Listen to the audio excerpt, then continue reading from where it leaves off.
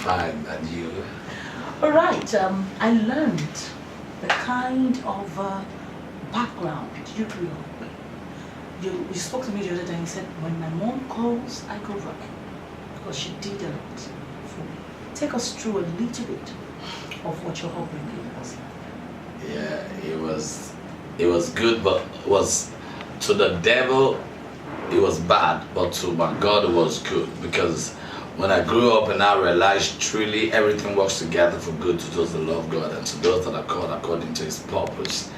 There's no way I'm going to talk every day that I'm not going to talk about my mom. I talk about that too because my dad got married to only my mom, and we were really, really, really poor. Like nobody in our generation and family ever believed something good would come out of our Nazareth. Then I was born into that Muslim family, and my name was Wasil.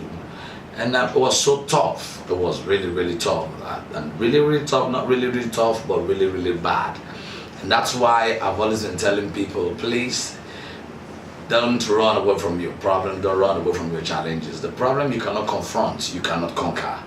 So it was bad that we grew up in a room, 9 of us in a room, and later, a room where there was no TV, nothing, that if we eat rice in our house that time, it's going to be on Christmas Day, and if we eat rice this Christmas, it's going to be another Christmas. And we used to attend Christ Gospel Apostolic Church when my parents moved from Islam to Christianity, and people in the family started mocking them. We never knew the mockery was for our making. So, and we started growing up, and we moved to United States of Alakuko, not too far from here. I call it United States of Alakuko because whatever you call it then is what happen becomes. If you call whatever you're going through a challenge, it's going to be a challenge. When you call it a problem, it's going to be a problem. And every time God wants to prepare you, He's not just going to prepare you, He prepares you with problems. He prepares you with people. He will prepare you with His purpose. So I never knew God was really preparing me until we moved to Alakuko. Then we started the part 2 of what we started with. It was another highest level of wretchedness. It was so bad that I couldn't go to school again.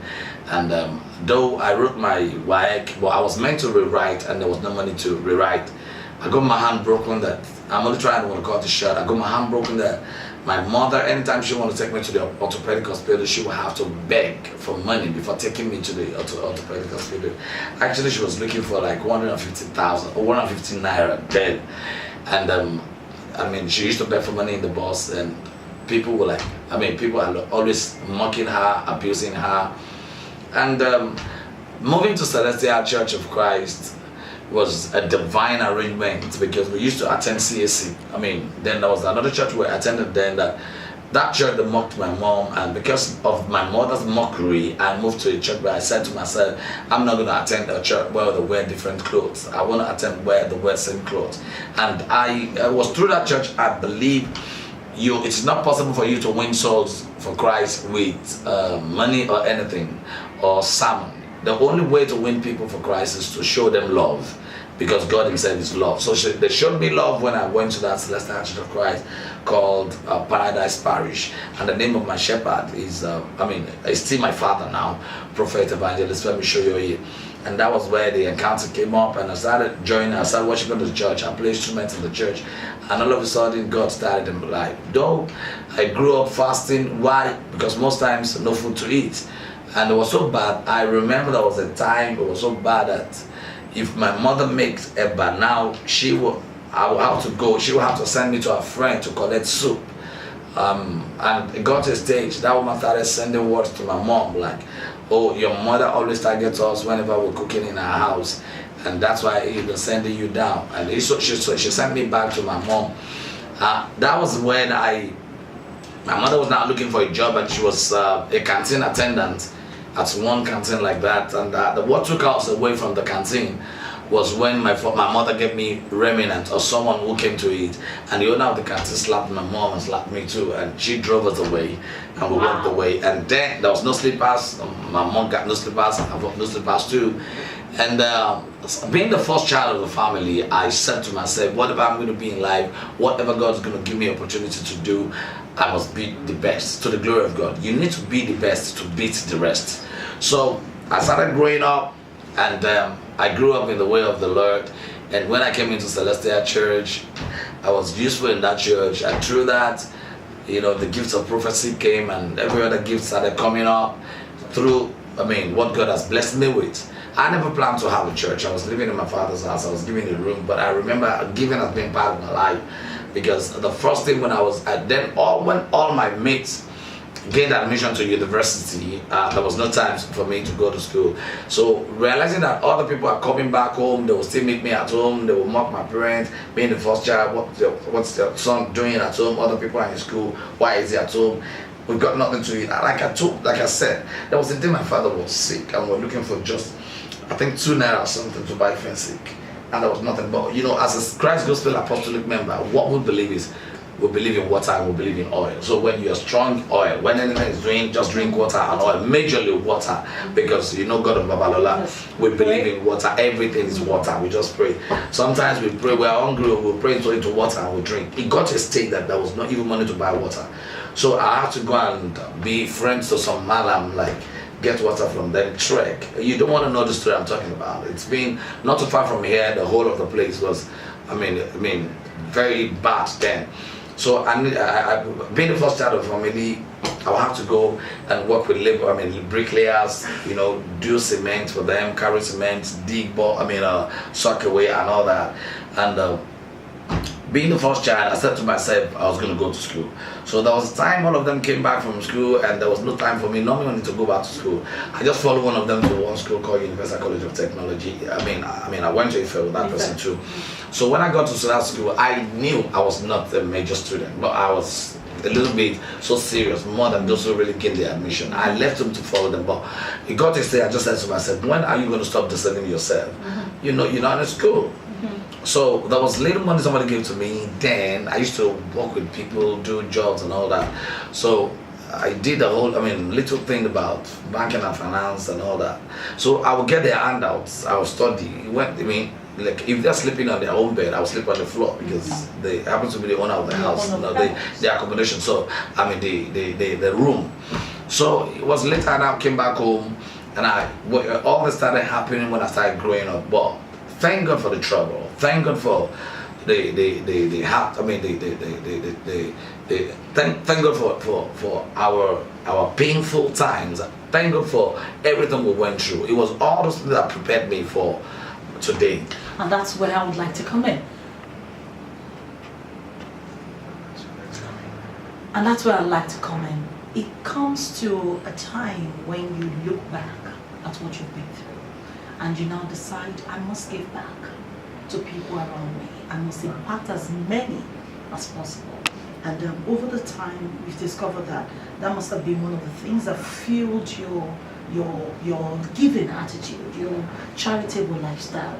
Let's talk about some of the outreaches because now I think we should separate Prophet Israel Oladile, the shepherd in charge, from the benefactor of a lot of people, from the man who is a philanthropist. Let's talk about some of the outreaches you've done, some of the charitable, things you've done for people, and what is your, I've seen you give an offering. There was an offering in church. It happened right before my eyes. Of course, I'd seen one over the internet before, but this was an offering that was taken right in front of me. And you called a couple, and you told them, pack the money. And they kept packing and packing. I can't imagine. That has never happened in any other church. Maybe outside of Nigeria. It has never happened in any other church before. Let's talk about some of these things that you do. You paid school fees for some people. Yeah, that was the one you saw was just one out of thousands.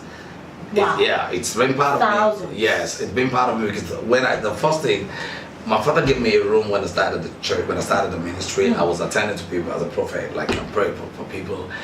And someone came to me. I started having things then. I had my TV, my fan, and my mattress then. So someone came to me begging for money, that he needed money to get a room. And I said, you know what? My father gave me a room.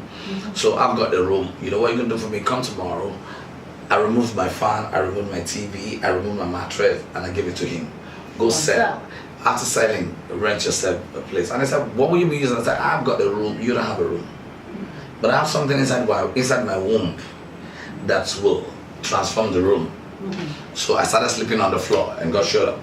So it's been part of me, like when I was a beggar, when I was a bus conductor from Agege, Yanoja, you know, when I was in Oshodi, that I would go to Afikjalo, where, you know, in the plane, they have remnants, the parking, the truck there. So that's where I have to go and pick butter and pick, you know, expired things. Like if I want to eat butter, that's where we're going to see. So I moved from the angle of, you know, going to, you know, when I was growing up, it was so bad that if we want to cook in our house, to the glory of God, I have to go and look for where they're partying, where they have burial, wedding and all that. I washed their plates for them, I will clean everything for them, I will help them walk, and then I'll be begging those who are eating that, don't throw away the meat, don't throw away the remnant. So I have to pick all those meats and those, pieces of whatever they have. We'll bring it back home, and that's what we're going to cook. My mother, my father was never in support of that, but I was majorly concerned about my younger ones, being the first one. That I don't care what's going to happen, I just want to make them have to eat. So I started growing, I grew from that, started following artists, started following musicians, and I later did that. So I've really made up my mind. There was a time my father was sick that there was no money to buy fancy, and you remember I tried my best. I saw a nylon bag on the floor and I was just going, it was beside the bush. So because I was praying, I was crying that my father shouldn't die. And I thought my mentality was, if you should have fancy, it will be all right. You know when my father was grown in my presence. So I started just working and there was nobody for me, nowhere to work and everything. So I saw a nylon bag as I was going. I just kicked the nylon bag. Something inside of me said, I was imagining that nylon bag as if it was going to be money inside of that nylon bag. So I took the nylon, I watched everywhere, nobody. It was in the bush, not too far from the bush. So I took the nylon bag and I was running like I should just quickly get home and see maybe money or something or bread is inside the nylon, because that was nothing for my father to eat. So it was so bad.